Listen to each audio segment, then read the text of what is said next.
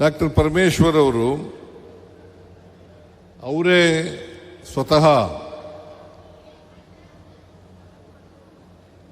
ನಮ್ಮ ಸರ್ಕಾರಕ್ಕೆ 3 ವರ್ಷ ತುಂಬುತ್ತಾ ಇದೆ. 3 ವರ್ಷದ ಕಾರ್ಯಕ್ರಮವನ್ನು ತುಮಕೂರಿನಲ್ಲಿ ಮಾಡ್ತೇನೆ ಅಂತ ಹೇಳಿದರು. ನಾನು ಕೃಷ್ಣ ಬೈರೇಗೌಡರಿಗೆ ಮಾತಾಡಿದೆ. ಕೃಷ್ಣ ಬೈರೇಗೌಡರು ಕೂಡ ಈ ಕಾರ್ಯಕ್ರಮ ತುಮಕೂರಿನಲ್ಲಿ ಮಾಡಲಿಕ್ಕೆ ಒಪ್ಕೊಂಡ್ರು. ಹಾಗಾಗಿ ನಮ್ಮ 3ನೇ ವರ್ಷದ ಅವಧಿಯ ಕಾರ್ಯಕ್ರಮವನ್ನು ತುಮಕೂರಿನಲ್ಲಿ ಮಾಡ್ತಾ ಇದ್ದೇವೆ.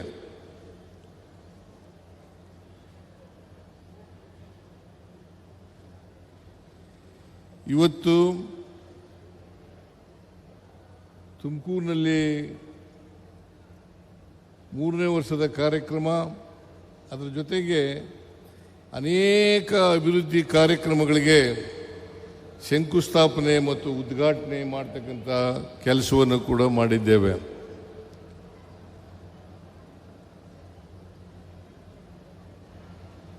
ಇವತ್ತು ತುಮಕೂರಿನಲ್ಲಿ ಒಂದು ವಸ್ತು ಪ್ರದರ್ಶನ ಕೂಡ ಏರ್ಪಾಡಾಗಿತ್ತು. ಆ ವಸ್ತು ಪ್ರದರ್ಶನದಲ್ಲಿ ನಮ್ಮ ಸರ್ಕಾರ ಬಂದ ಮೇಲೆ 3 ವರ್ಷಗಳಲ್ಲಿ ಆಗಿರ್ತಕ್ಕಂಥ ಎಲ್ಲ ತುಮಕೂರಿನಲ್ಲಿ ಆಗಿರ್ತಕ್ಕಂಥ ಅಭಿವೃದ್ಧಿ ಕಾರ್ಯಕ್ರಮಗಳು, ಸವಲತ್ತು ವಿತರಣಾ ಕಾರ್ಯಕ್ರಮಗಳು, ಇವೆಲ್ಲವನ್ನು ಕೂಡ ಜನರಿಗೆ ಪರಿಚಯಿಸ್ತಕ್ಕಂಥ ಕೆಲಸವನ್ನು ಡಾಕ್ಟರ್ ಪರಮೇಶ್ವರ್ ಅವರು ಮಾಡಿದ್ದಾರೆ.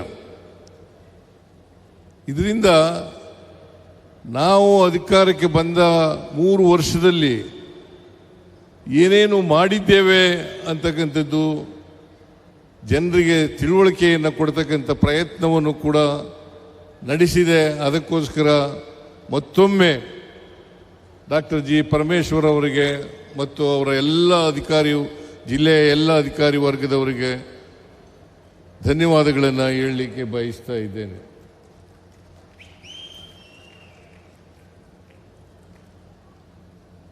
ನಾಳೆಗೆ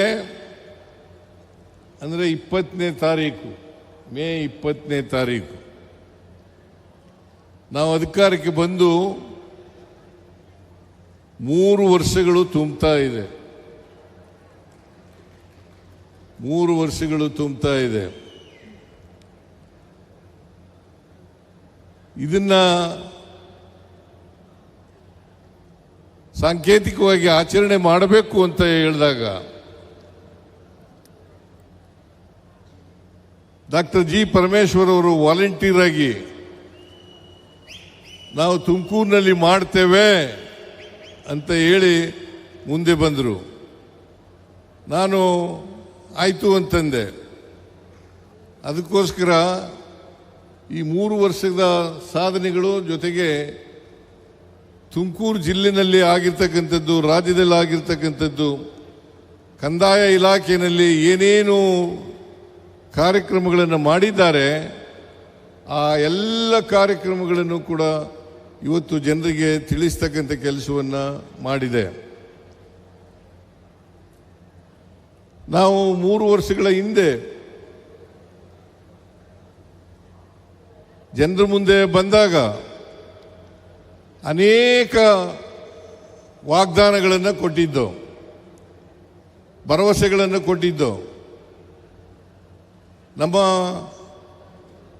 ಪ್ರಣಾಳಿಕೆ ಮೂಲಕವಾಗಿ ಸುಮಾರು 592 ಭರವಸೆಗಳನ್ನು ಕೊಟ್ಟಿದ್ದು. 592 ಭರವಸೆಗಳನ್ನು ಕೊಟ್ಟಿದ್ದು. ಆ ಭರವಸೆಗಳ ಪ್ರಣಾಳಿಕೆಯ ಸಮಿತಿಯ ಅಧ್ಯಕ್ಷರಾಗಿ ಡಾಕ್ಟರ್ ಪರಮೇಶ್ವರ್ ಅವರು ಆಗಿದ್ರು ಅಂತಕ್ಕಂಥದ್ದನ್ನು ಇವತ್ತು ನೆನಪಬೇಕಾಗ್ತದೆ.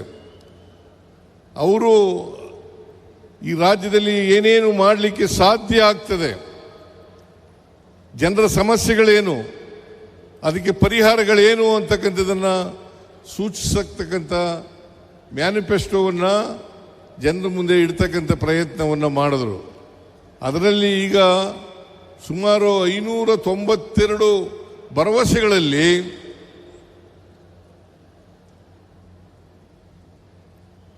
250ಕ್ಕೂ ಹೆಚ್ಚು ಭರವಸೆಗಳನ್ನು ಈಡೇರಿಸಿದ್ದೀವಿ. 250ಕ್ಕೂ ಹೆಚ್ಚು ಭರವಸೆಗಳನ್ನು ಈಡೇರಿಸಿದ್ದೀವಿ. ಉಳಿದ ಭರವಸೆಗಳನ್ನು ಕೂಡ ನಾವು ಈಡೇರಿಸ್ತೇವೆ ಅಂತಕ್ಕಂಥ ಮಾತುಗಳನ್ನು ಈ ಸಂದರ್ಭದಲ್ಲಿ ಹೇಳಲಿಕ್ಕೆ ಬಯಸ್ತಾ ಇದ್ದೇನೆ. ನಮ್ಮ ಸರ್ಕಾರ ಯಾವಾಗಲೂ ಕೂಡ ನುಡಿದಂತೆ ನಡೀತಕ್ಕಂಥ ಸರ್ಕಾರ.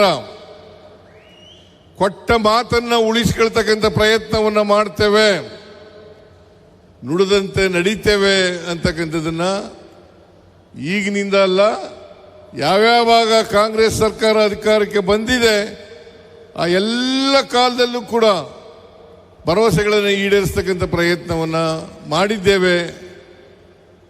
ಈಗಲೂ ಕೂಡ 2013ರಲ್ಲಿ ಈ ರಾಜ್ಯದ ಜನರ ಆಶೀರ್ವಾದದಿಂದ ಬೆಂಬಲದಿಂದ ನಾವು ಅಧಿಕಾರಕ್ಕೆ ಬಂದು ನಾನು ಈ ರಾಜ್ಯದ ಮುಖ್ಯಮಂತ್ರಿ ಆದೆ. ಸುಮಾರು 165 ಭರವಸೆಗಳನ್ನು ಅವತ್ತು ಕೊಟ್ಟಿದ್ದು. ಆ ಭರವಸೆಗಳಲ್ಲಿ 158 ಭರವಸೆಗಳನ್ನು ಈಡೇರಿಸ್ತೋ ಅಂತಕ್ಕಂಥದನ್ನು ತಮಗೆ ತಿಳಿಸಲಿಕ್ಕೆ ಬಯಸ್ತಾ ಇದ್ದೇನೆ. ಅದಲ್ಲದೆ ನಾವು ಪ್ರಣಾಳಿಕೆಯಲ್ಲಿ ಹೇಳದೇ ಇದ್ದಂಥ ಸುಮಾರು 30 ಫ್ಲಾಗ್ಶಿಪ್ ಪ್ರೋಗ್ರಾಂಗಳನ್ನು ಮಾಡೋದು. ಇದು ನಮ್ಮ ಜನತೆಗೆ ಕೊಟ್ಟಂತ ವಚನಗಳಲ್ಲಿ ನಾವು ಹೇಗೆ ಈಡೇರಿಸಿದ್ದೇವೆ ಅಂತಕ್ಕಂಥದ್ದನ್ನು ತಮಗೆ ತಿಳಿಸಲಿಕ್ಕೆ ಬಯಸ್ತಾ ಇದ್ದೇನೆ. ಹಾಗೇನೆ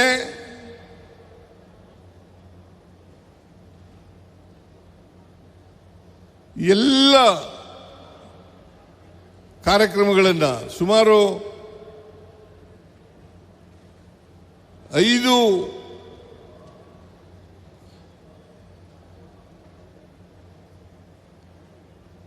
ವಚನಗಳನ್ನು ನಾವು ಜನರಿಗೆ ಕೊಟ್ಟಿದ್ದು. ಆ 5 ವಚನಗಳನ್ನು ಈ ವರ್ಷನೇ ಈಡೇರಿಸ್ತೀವಿ ಅಂತ ಹೇಳಿದ್ದು. ಆ ಗ್ಯಾರಂಟಿ ಯೋಜನೆಗಳನ್ನು ಇವತ್ತು ಈಡೇರಿಸಿದ್ದೇವೆ ಅಂತಕ್ಕಂಥದ್ದು ನಾವು ತಮಗೆ ತಿಳಿಸಲಿಕ್ಕೆ ಬಯಸ್ತಾ ಇದ್ದೇನೆ.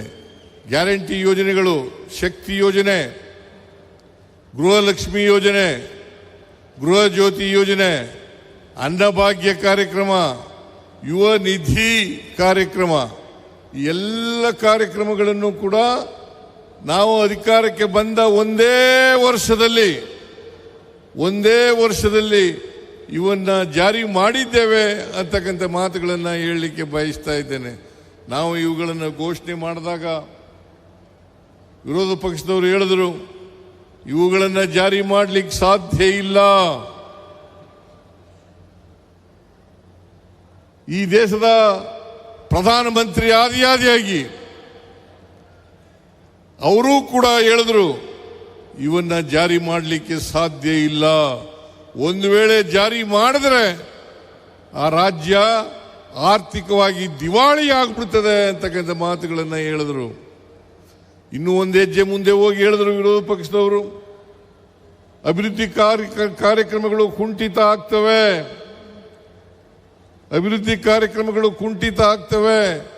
ಅಭಿವೃದ್ಧಿ ಕಾರ್ಯಕ್ರಮಗಳಿಗೆ ದುಡ್ಡಿಲ್ಲ, ಖಜಾನೆ ಖಾಲಿ ಆಗ್ತದೆ ಅಂತಕ್ಕಂಥ ಮಾತುಗಳನ್ನು ಹೇಳಿದ್ರು.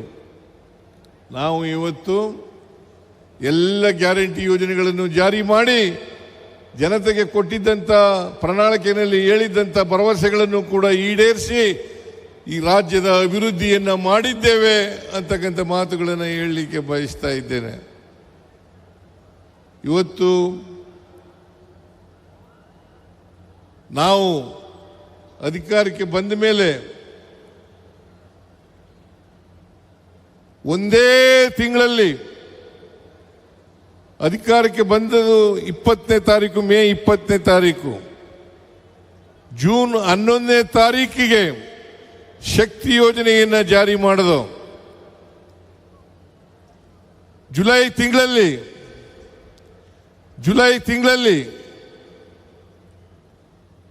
ಗೃಹಲಕ್ಷ್ಮಿ ಅನ್ನಭಾಗ್ಯ ಕಾರ್ಯಕ್ರಮವನ್ನು ಅಲ್ಲ, ಗೃಹ ಜ್ಯೋತಿ ಅನ್ನಭಾಗ್ಯ ಕಾರ್ಯಕ್ರಮಗಳನ್ನು ಜಾರಿಗೆ ಕೊಟ್ಟು ಆಗಸ್ಟ್ ತಿಂಗಳಲ್ಲಿ ಮೈಸೂರಿನಲ್ಲಿ ಗೃಹಲಕ್ಷ್ಮಿ ಯೋಜನೆಯನ್ನು ಜಾರಿಗೆ ಕೊಟ್ಟು ಶಿವಮೊಗ್ಗದಲ್ಲಿ ಯುವ ನಿಧಿ ಕಾರ್ಯಕ್ರಮವನ್ನು ಜಾರಿ ಮಾಡಿದೋ. ಆದ್ರಿಂದ ನಾವು ಕೊಟ್ಟಂತೆ ನಡ್ಕೊಂಡಿದ್ದೇವೆ ಅಂತಕ್ಕಂಥ ಮಾತುಗಳನ್ನು ಇವತ್ತು ಹೇಳಲಿಕ್ಕೆ ಬಯಸ್ತಾ ಇದ್ದೇನೆ. ಸುಮಾರು 1,40,000ಕ್ಕೂ ಹೆಚ್ಚು ಕೋಟಿ ರೂಪಾಯಿಗಳನ್ನು ಈ ಗ್ಯಾರಂಟಿ ಯೋಜನೆಗಳಿಗೆ ಖರ್ಚು ಮಾಡಿದ್ದೇವೆ. 1,40,000 ಕೋಟಿಗೂ ಹೆಚ್ಚು ಹಣವನ್ನು ಗ್ಯಾರಂಟಿ ಯೋಜನೆಗಳಿಗೆ ಖರ್ಚು ಮಾಡಿದ್ದೇವೆ. ಇದರಿಂದ ನಮ್ಮ ನಾವು ಜನರಿಗೆ ಏನು ಹೇಳಿದ್ದೋ, ನಾವು ಸಂವಿಧಾನದ ರೀತಿಯ ನಡ್ಕೊಳ್ತೇವೆ. ಬಾಬಾ ಸಾಹೇಬ್ ಅಂಬೇಡ್ಕರ್ ಅವರು ಸಂವಿಧಾನ ರಚನಾ ಸಭೆಯಲ್ಲಿ ಒಂದು ಮಾತನ್ನು ಹೇಳಿದ್ರು. ಏನಪ್ಪ ಅದು ಅಂತಂದ್ರೆ, ರಾಜಕೀಯ ಸ್ವಾತಂತ್ರ್ಯ ಯಶಸ್ವಿ ಆಗಬೇಕಾದ್ರೆ ಪ್ರತಿಯೊಬ್ಬರಿಗೂ ಕೂಡ ಸಾಮಾಜಿಕವಾಗಿ ಆರ್ಥಿಕವಾಗಿ ಶಕ್ತಿಯನ್ನು ತುಂಬಿದಾಗ ಮಾತ್ರ ರಾಜಕೀಯ ಸ್ವಾತಂತ್ರ್ಯ ಸಾರ್ಥಕ ಆಗ್ತದೆ ಅಂತಕ್ಕಂಥ ಮಾತುಗಳನ್ನು ಹೇಳಿದರು. ಅದರಂತೆ ನಾವು ಇವತ್ತು ಸಮಾಜದಲ್ಲಿರ್ತಕ್ಕಂಥ ಯಾವುದೇ ಭೇದ ಭಾವ ಮಾಡದೇನೆ, ಅದು ಹಿಂದೂಗಳಿರಲಿ, ಕ್ರಿಶ್ಚಿಯನ್ರಿರಲಿ, ಮುಸಲ್ಮಾನರಿರಲಿ, ಬೌದ್ಧರಿರಲಿ, ಜೈನರಿರಲಿ, ಎಲ್ಲ ಜಾತಿಯ ಜನ, ಎಲ್ಲ ಧರ್ಮದ ಜನ, ಎಲ್ಲರಿಗೂ ಕೂಡ ಎಲ್ಲ ಜಾತಿ ಧರ್ಮದಲ್ಲಿರ್ತಕ್ಕಂಥ ಬಡವರು, ಈ ಬಡವರಿಗೆ ಆರ್ಥಿಕವಾಗಿ ಸಾಮಾಜಿಕವಾಗಿ ಶಕ್ತಿ ತುಂಬತಕ್ಕಂಥ ಕೆಲಸವನ್ನು ಮಾಡಿದ್ದೇವೆ. ಯಾವುದೇ ರಾಜಕೀಯ ಇದರಲ್ಲಿ ಮಾಡಿಲ್ಲ. ಭಾರತೀಯ ಜನತಾ ಪಕ್ಷದವ್ರ ರೀತಿಯಲ್ಲಿ ವಿಷ ಇಂಡ್ತಕ್ಕಂಥ ದ್ವೇಷದ ಬೆಂಕಿಯನ್ನು ಆಗ್ತಕ್ಕಂಥ ಕೆಲಸವನ್ನು ನಾವು ಮಾಡಲಿಲ್ಲ. ಅವರು ಇವತ್ತು ಅಧಿಕಾರದಲ್ಲಿ ಇರ್ತಕ್ಕಂಥದ್ದು ದ್ವೇಷವನ್ನು ಹಚ್ಚಿ, ಬೆಂಕಿ ಹಚ್ಚಿ, ಹಿಂದೂ ಮುಸ್ಲಿಂ ಗಲಾಟೆಯನ್ನು ಮಾಡಿಸಿ ಅಧಿಕಾರಕ್ಕೆ ಬಂದಿದ್ದಾರೆ ಅಂತಕ್ಕಂಥ ಮಾತುಗಳನ್ನು ಹೇಳಲಿಕ್ಕೆ ಬಯಸ್ತಾ ಇದ್ದೇನೆ. ಇವತ್ತು ಅಧಿಕಾರಕ್ಕೋಸ್ಕರವಾಗಿ ಏನೆಲ್ಲ ಬಿಜೆಪಿಯವರು ಮಾಡ್ತಾರೆ ಅಂತಕ್ಕಂಥದ್ದನ್ನು ನಾನು ಹೇಳಲಿಕ್ಕೆ ಹೋಗಲ್ಲ. ನಿಮಗೆಲ್ಲ ಗೊತ್ತಾಗಿದೆ ಅಂತಕ್ಕಂಥದ್ದು ನನ್ನ ಭಾವನೆ. ನರೇಂದ್ರ ಮೋದಿಯವರು ಸುಮಾರು 12 ವರ್ಷಗಳ ಕಾಲ ಗುಜರಾತ್ನ ಮುಖ್ಯಮಂತ್ರಿ ಆಗಿದ್ದರು. 2001ರಲ್ಲಿ ಅಧಿಕಾರಕ್ಕೆ ಬಂದು 2014ರವರೆಗೂ ಕೂಡ ಅವರು ಅಧಿಕಾರದಲ್ಲಿ ಇದ್ರು ಅಂತಕ್ಕಂಥ ಮಾತುಗಳನ್ನು ಹೇಳಲಿಕ್ಕೆ ಬಯಸ್ತಾ ಇದ್ದೇನೆ. ಸುಮಾರು 35 ವರ್ಷ ಗುಜರಾತ್ನಲ್ಲಿ ಭಾರತೀಯ ಜನತಾ ಪಕ್ಷದವರು ಅಧಿಕಾರದಲ್ಲಿ ಇದ್ದಾರೆ. ಎಲ್ಲ ಕಡೆ ಪ್ರಚಾರ ಮಾಡಿದ್ರು. ಇಲ್ಲಿ ಯಡಿಯೂರಪ್ಪನವರು, ಅಶೋಕ್ ಅವರು, ಬಸವರಾಜ ಬೊಮ್ಮಾಯಿ ಅವರು, ವಿಜೇಂದ್ರ ಅವರು ಗುಜರಾತ್ ಮಾದರಿ ಸರ್ಕಾರ ಅಂತೇಳಿ ಪ್ರಚಾರವನ್ನು ಮಾಡಿದ್ರು. ಗುಜರಾತ್ನಲ್ಲಿ ಇವತ್ತು ಏನಾಗ್ತಾ ಇದೆ ಅಂತಕ್ಕಂಥದ್ದನ್ನು ನೋಡಲಿಕ್ಕೆ ಸಾಧ್ಯ ಆಗ್ತದೆ. 35 ವರ್ಷಗಳ ಕಾಲ ಅಧಿಕಾರದಲ್ಲಿದ್ದರೂ ಕೂಡ ಗುಜರಾತ್ನ ಅಭಿವೃದ್ಧಿ ಆಗಿಲ್ಲ ಅಂತಕ್ಕಂಥ ಮಾತುಗಳನ್ನು ಹೇಳಲಿಕ್ಕೆ ಬಯಸ್ತಾ ಇದ್ದೇನೆ. ಬಿಜೆಪಿಯವರಿಗೆ ನಾಚಿಕೆ ಆಗಬೇಕು. ಇತ್ತೀಚೆಗೆ 2026 ಮೇ ಮೊದಲನೇ ವಾರದಲ್ಲಿ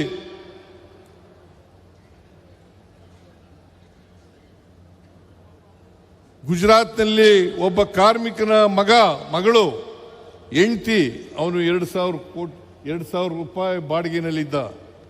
2,000 ರೂಪಾಯಿ ಬಾಡಿಗೆನಲ್ಲಿದ್ದಂಥ ವ್ಯಕ್ತಿ ಬಾಡಿಗೆ ಕೊಡಕ್ಕಾಗಲಿಲ್ಲ. ಬಾಡಿಗೆ ಕೊಡಲೇ ಇದ್ದದಕ್ಕೆ ಮನೆ ಮಾಲೀಕ ಆ ಹೆಂಡತಿ ಮತ್ತು ಮಗಳನ್ನ 13 ವರ್ಷದ ಮಗಳನ್ನ ಅತ್ಯಾಚಾರ ಮಾಡ್ತಕ್ಕಂಥ ಕೆಲಸವನ್ನ ಗುಜರಾತ್ನಲ್ಲಿ ಮಾಡಿದ್ದಾರೆ. ಮೊರ್ಬಿ ಅಂತಕ್ಕಂಥ ಜಿಲ್ಲೆನಲ್ಲಿ ಅಂತಕ್ಕಂಥದನ್ನು ಮರೀಲಿಕ್ಕೆ ಸಾಧ್ಯ ಇಲ್ಲ. ಮೊರ್ಬಿ ಅಂತ ಗುಜರಾತ್ನಲ್ಲಿ ಒಂದು ಜಿಲ್ಲೆ ಇದೆ. ಆ ಮೊರ್ಬಿ ಅಂತಕ್ಕಂಥ ಜಿಲ್ಲೆನಲ್ಲಿ 13 ವರ್ಷದ ಬಾಲಕಿ, ಇನ್ನು ಎಳೆಯ ವಯಸ್ಸು, ಆ ಬಾಲಕಿ ಹೆಂಡತಿಗೆ ಅತ್ಯಾಚಾರ ಮಾಡದಂಥ ಘಟನೆ ಗುಜರಾತ್ನಲ್ಲಿ ನಡೆದಿದೆ ಅಂತಕ್ಕಂಥ ಮಾತುಗಳನ್ನು ಹೇಳಲಿಕ್ಕೆ ಬಯಸ್ತಾ ಇದ್ದೇನೆ. ಅದರಿಂದ ಇವತ್ತು ಗುಜರಾತ್ ಮಾದರಿ ಅಲ್ಲ, ಕರ್ನಾಟಕ ಸರ್ಕಾರ ನಾವು ಏನು ಮಾಡ್ತಾ ಇದ್ದೀವಿ ಇದು ಮಾದರಿಯಾದಂಥ ಸರ್ಕಾರ ಅಂತಕ್ಕಂಥ ಮಾತುಗಳನ್ನು ತಮಗೆ ತಿಳಿಸಲಿಕ್ಕೆ ಬಯಸ್ತಾ ಇದ್ದೇನೆ.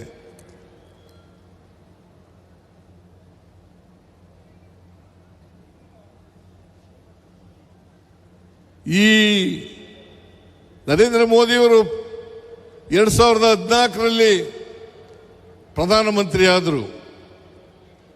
ಅವತ್ತು ಪೆಟ್ರೋಲ್ ಮತ್ತು ಡೀಸೆಲ್ ಬೆಲೆ, ಗ್ಯಾಸ್ ಬೆಲೆ ಸುಮಾರು ಮನಮೋಹನ್ ಸಿಂಗ್ ಅವರು ಪ್ರಧಾನಮಂತ್ರಿ ಆಗಿದ್ದಾಗ 1 ಲೀಟರ್ ಪೆಟ್ರೋಲ್ ಬೆಲೆ 48 ಅಲ್ಲ, ಡೀಸೆಲ್ ಬೆಲೆ 48 ರೂಪಾಯಿ. 1 ಲೀಟರ್ ಪೆಟ್ರೋಲ್ ಬೆಲೆ 70 ರೂಪಾಯಿ. ಒಂದು ಗ್ಯಾಸ್ ಸಿಲಿಂಡರ್, ಮನೆ ಬಳಕೆಗೆ ಮಾಡ್ತಕ್ಕಂಥ ಸಿಲಿಂಡರ್ 414 ರೂಪಾಯಿ. ಇವತ್ತು ಎಷ್ಟಾಗಿದೆ ನೀವೇ ಯೋಚನೆ ಮಾಡಿ.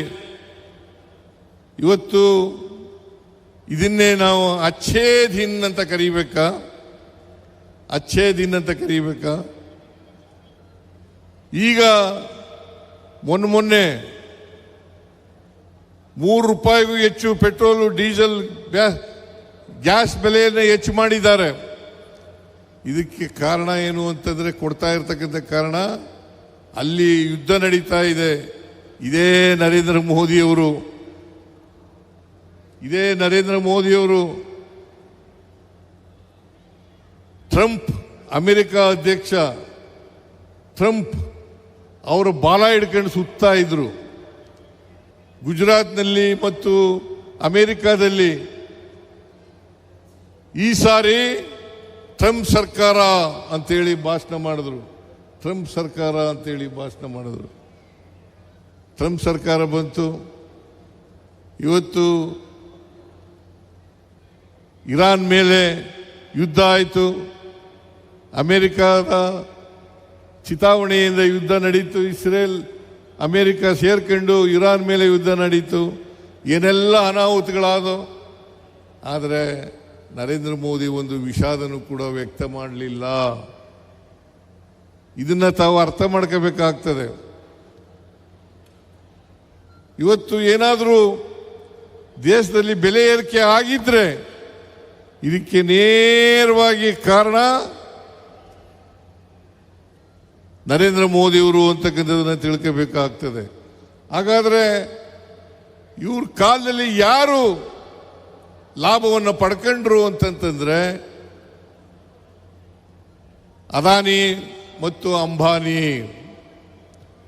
ಅದಾನಿಯವರ 2014ರಲ್ಲಿ ಅವರ ಒಟ್ಟು ಆದಾಯ ಇದ್ದದ್ದು 16,500 ಕೋಟಿ. ಇವತ್ತು ಎಷ್ಟಿದೆ ಗೊತ್ತಾ? 8 ಲಕ್ಷ ಕೋಟಿ. 8 ಲಕ್ಷ ಕೋಟಿ. ಹಾಗೇನೆ ಅಂಬಾನಿನೂ ಕೂಡ ಆರ್ಥಿಕವಾಗಿ ಬೆಳವಣಿಗೆಯನ್ನು ಮಾಡಿದ್ದಾರೆ. ಇವರು ನರೇಂದ್ರ ಮೋದಿಯವರ ಕಾಲದಲ್ಲಿ ಇವರು ಪ್ರಧಾನಮಂತ್ರಿ ಆದಮೇಲೆ 12 ವರ್ಷಗಳ ಕಾಲದಲ್ಲಿ ಅಂಬಾನಿ, ಅದಾನಿ ಲಾಭ ಮಾಡ್ಕೊಂಡ್ರೆ ಹೊರತು ಸಾಮಾನ್ಯ ಜನರಲ್ಲ, ಮಧ್ಯಮ ವರ್ಗದ ಜನರಲ್ಲ ಅಂತಕ್ಕಂಥದ್ದನ್ನು ತಾವೆಲ್ಲರೂ ಕೂಡ ಅರ್ಥ ಮಾಡ್ಕೋಬೇಕಾಗ್ತದೆ. ಅದರಿಂದ ನರೇಂದ್ರ ಮೋದಿಯವರು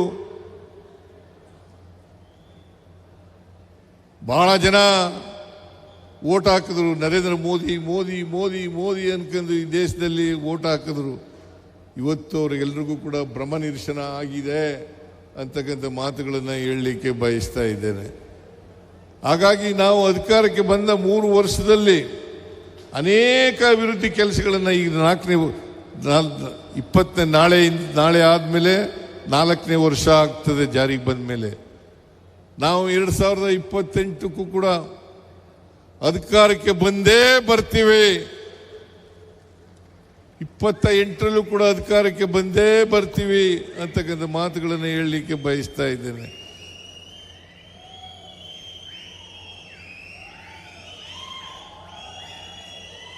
ಬರ್ತೀವಿ ಅಲ್ವಾ?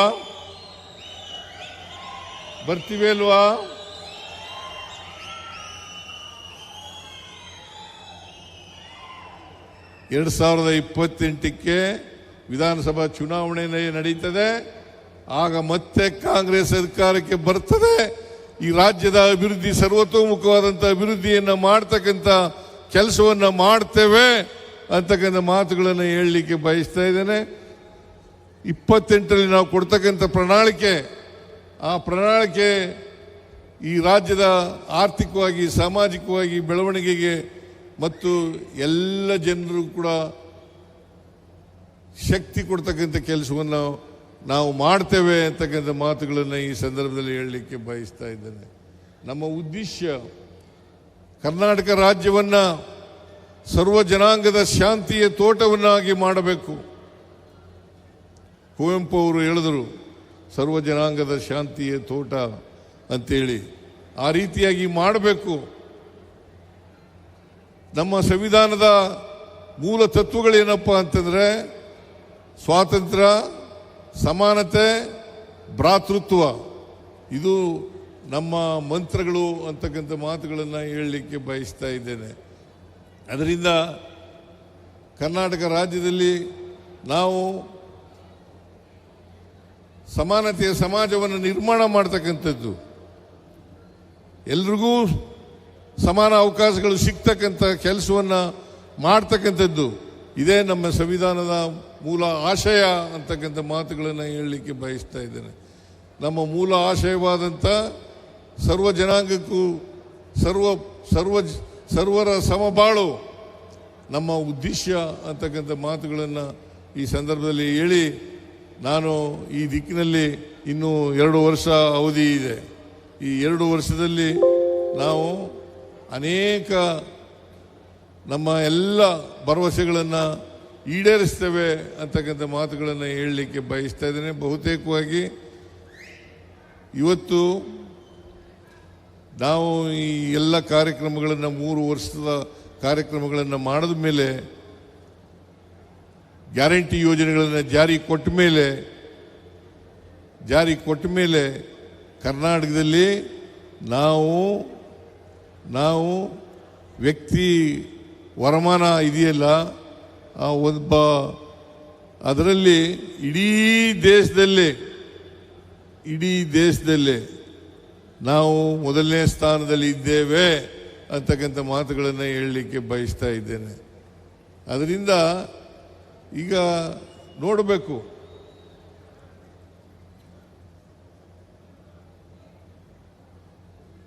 ಇಡೀ ದೇಶ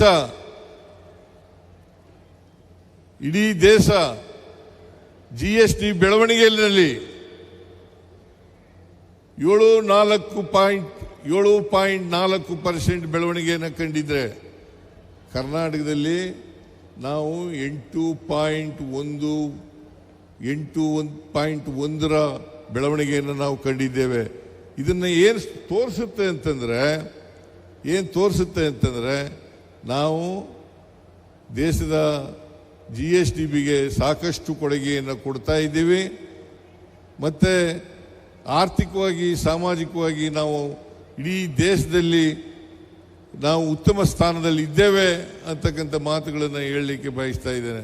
ಅದರಿಂದ ಆರ್ಥಿಕವಾಗಿ, ಸಾಮಾಜಿಕವಾಗಿ ಇಡೀ ದೇಶದಲ್ಲಿ ನಾವು ಬಹಳ ಉತ್ತಮವಾಗಿದ್ದೇವೆ ಅಂತಕ್ಕಂಥ ಮಾತುಗಳನ್ನು ಹೇಳಿ ಬಿಜೆಪಿಯವರು ಏನು ಪ್ರಚಾರ ಮಾಡ್ತಾ ಇದ್ದಾರೆ, ಅಪಪ್ರಚಾರ ಮಾಡ್ತಾ ಇದ್ದಾರೆ ನಮ್ಮ ಮೇಲೆ, ಆ ಅಪಪ್ರಚಾರಗಳಿಗೆಲ್ಲ ಕೂಡ ಸುಳ್ಳು ಸುಳ್ಳು ರಾಜಕೀಯಕ್ಕೋಸ್ಕರ ಮಾಡ್ತಾ ಇದ್ದಾರೆ ಅಂತಕ್ಕಂಥ ಮಾತುಗಳನ್ನು ಹೇಳಲಿಕ್ಕೆ ಬಯಸ್ತಾ ಇದ್ದೇನೆ. ಅದರಿಂದ ಮಕ್ಕಳುಗಳಿಗೆ ಅನುಕೂಲ ಆಯ್ತಲ್ಲ, ನೀಟ್ ಎಕ್ಸಾಮ್ದು ಅದು ಸ್ವಲ್ಪ ಹೇಳಿ. ಮತ್ತೆ ಇವರು 2 ಕೋಟಿ ಉದ್ಯೋಗ ಕೊಡ್ತೀವಿ ಅಂತ ಹೇಳಿದ್ರು, ಅದಕ್ಕೆ ನಿರುದ್ಯೋಗಿ ಯುವಕರಿದ್ದಾರೆ.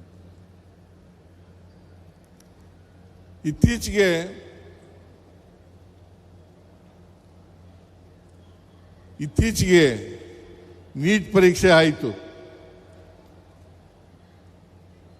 ಪ್ರಶ್ನೆ ಪತ್ರಿಕೆ ಲೀಕ್ ಆಯಿತು. ಇದಕ್ಕೆ ಯಾರಪ್ಪ ಹೊಣೆ? ಇದಕ್ಕೆ ಹೊಣೆ ಕೇಂದ್ರ ಸರ್ಕಾರ, ನರೇಂದ್ರ ಮೋದಿಯವರ ಸರ್ಕಾರ. ನರೇಂದ್ರ ಮೋದಿಯವರು ಈ ಜವಾಬ್ದಾರಿಯನ್ನು ತಗೊಳ್ಬೇಕಾಗ್ತದೆ. ಅಷ್ಟೇ ಅಲ್ಲ, ಸುಮಾರು 22 ಲಕ್ಷ ವಿದ್ಯಾರ್ಥಿಗಳು ನೀಟ್ ಪರೀಕ್ಷೆಯನ್ನು ಬರೆದಿದ್ರು. ಅದು ಲೀಕ್ ಆಯಿತು. ಈಗ ಪರೀಕ್ಷೆ ಮುಂದೂಡಿದ್ದಾರೆ. ಅನೇಕ ಜನ ಆತ್ಮಹತ್ಯೆಯನ್ನು ಮಾಡ್ಕೊಂಡ್ರು. ಈ ಆತ್ಮಹತ್ಯೆಗೆ ನೇರ ಕಾರಣ ಕೇಂದ್ರ ಸರ್ಕಾರ ಅಂತಕ್ಕಂಥ ಮಾತುಗಳನ್ನು ಹೇಳಲಿಕ್ಕೆ ಬಯಸ್ತಾ ಇದ್ದೇನೆ. ಅದರಿಂದ ಈ ನೀಟ್ ಪರೀಕ್ಷೆನೂ ಕೂಡ ಮಾಡೋಕ್ಕಾಗಲಿಲ್ಲ. ನಾವು CET ಪರೀಕ್ಷೆ ಮಾದರಿನಲ್ಲಿ ಮಾಡಿ ಅಂತ ಹೇಳಿದ್ದು, ಅದನ್ನು ಮಾಡಲಿಲ್ಲ. CET ಕರ್ನಾಟಕದಲ್ಲಿ ಇದ್ದಂಥ ಕಾಮನ್ ಎಂಟ್ರೆನ್ಸ್ ಟೆಸ್ಟ್, ಅದನ್ನು ಕೂಡ ಆ ಮಾದರಿನಲ್ಲಿ ಮಾಡಿ ಅಂತ ಹೇಳಿದ್ದು. ಆದರೂ ಕೂಡ ನಮ್ಮ ಸಲಹೆಯನ್ನು ಅವರು ತಿರಸ್ಕಾರ ಮಾಡಿ ಅವರು ನೀಟ್ ಪರೀಕ್ಷೆಯನ್ನು ಮಾಡಿದ್ರು. ನೀಟ್ ಪರೀಕ್ಷೆ ಇವತ್ತು 22 ಲಕ್ಷ ವಿದ್ಯಾರ್ಥಿಗಳ ಭವಿಷ್ಯವನ್ನು ಹಾಳು ಮಾಡ್ತಕ್ಕಂಥ ಪ್ರಯತ್ನವನ್ನು ಮಾಡಿದ್ದಾರೆ ಅಂತಕ್ಕಂಥ ಮಾತುಗಳನ್ನು ಹೇಳಲಿಕ್ಕೆ ಬಯಸ್ತಾ ಇದ್ದೇನೆ. ಇವತ್ತು ನಿರುದ್ಯೋಗ ಸುಮಾರು ದೇಶದಲ್ಲಿ 67% ನಿರುದ್ಯೋಗ ಇದೆ. ಇದೇ ಮೋದಿಯವರು ಹೇಳಿದರು 2014ರಲ್ಲಿ ನಾವು ಅಧಿಕಾರಕ್ಕೆ ಬಂದರೆ ಪ್ರತಿ ವರ್ಷ 2 ಕೋಟಿ ಉದ್ಯೋಗಗಳನ್ನು ಸೃಷ್ಟಿ ಮಾಡಿ ಯುವಕರಿಗೆ ಯುವತಿಯರಿಗೆ ಕೊಡ್ತೇವೆ ಅಂತಕ್ಕಂಥ ಮಾತುಗಳನ್ನು ಹೇಳಿದರು. ಅವರು ಪ್ರತಿ ವರ್ಷ ಅಂದರೆ ಈಗ 12 ವರ್ಷ ಅಧಿಕಾರದಲ್ಲಿದ್ದಾರೆ. ಈ 12 ವರ್ಷದಲ್ಲಿ 24 ಕೋಟಿ ನಿರುದ್ಯೋಗಿಗಳಿಗೆ ಉದ್ಯೋಗವನ್ನು ಕೊಡಬೇಕಾಗಿತ್ತು. ಆದರೆ ಅವರು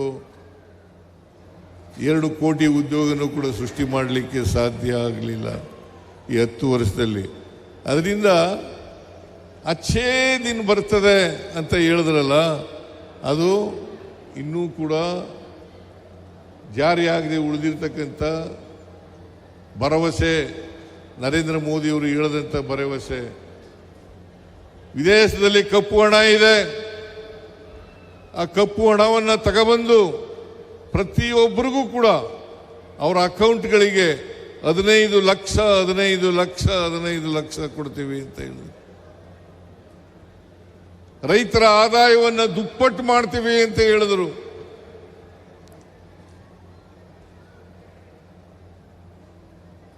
ಆದರೆ ಏನು ಮಾಡಲಿಲ್ಲ. ನರೇಂದ್ರ ಮೋದಿಯವರು ಸಂಪೂರ್ಣವಾಗಿ ವಿಫಲರಾಗಿದ್ದಾರೆ. ಅವರು ಎಷ್ಟು ಸಾಲ ಮಾಡಿದ್ದಾರೆ, ಈಗ ನಮ್ಮ ಮೇಲೆ ಸಾಲ ಮಾಡಿದ್ದಾರೆ ಅಂತೇಳಿ JDSನವರು, BJPಯವರು, RSSನವರು ಹೇಳ್ತಾ ಇದ್ದಾರೆ. ಅವರು ಎಷ್ಟು ಸಾಲ ಮಾಡಿದ್ದಾರೆ?